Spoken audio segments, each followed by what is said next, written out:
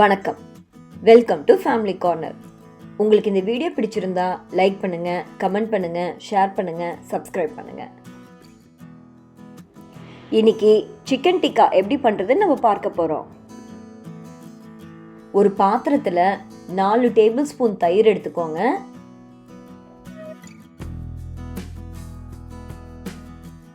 அது கூடவே 1 table spoon மிளகாய்த்தூள், 1/2 டீஸ்பூன் கரம் மசாலா, 1/2 டீஸ்பூன் ஜீரகத்தூள்,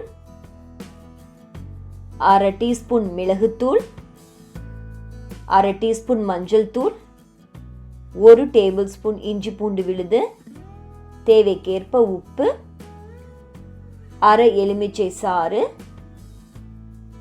2 டேபிள் ஸ்பூன் எண்ணெய். இது எல்லாம் சேர்த்து நல்லா கலந்து விட்டுக்கோங்க.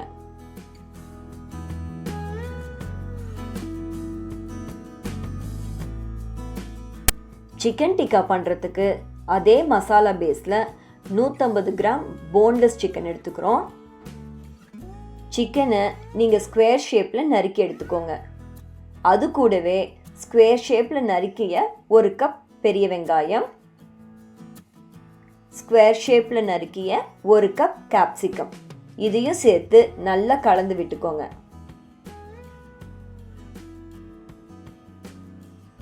இந்த மசாலா மிக்ஸை நீங்கள் 2 மணி நேரம் ஃப்ரிட்ஜில் ஊற வச்சு எடுத்துக்கோங்க.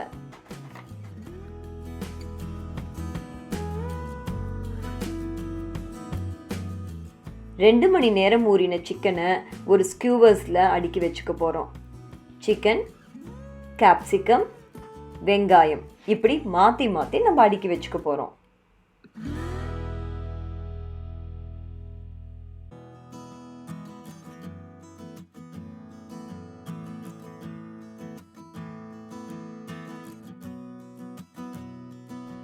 ஒரு பாத்திரத்தில் எண்ணெய் சேர்த்துக்கோங்க.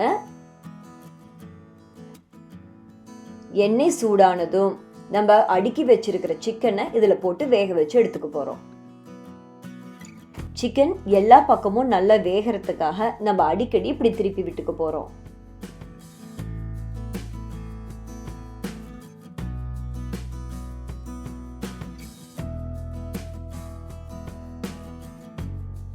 சிக்கன் நல்லா வெந்ததும் நம்ம அடுப்புல இருந்து எடுத்துடலாம். மிக மிக சுவையான, ஆரோக்கியமான, எளிதான சிக்கன் டிக்கா தயாராகிடுச்சு. இந்த ரெசிபியை நீங்களும் ட்ரை பண்ணி பாருங்கள். உங்களுக்கு பிடிச்சிருந்தா ஃப்ரெண்ட்ஸுக்கு ஷேர் பண்ணுங்கள். ஃபேமிலி கார்னருக்கு சப்ஸ்கிரைப் பண்ணுங்கள். நன்றி.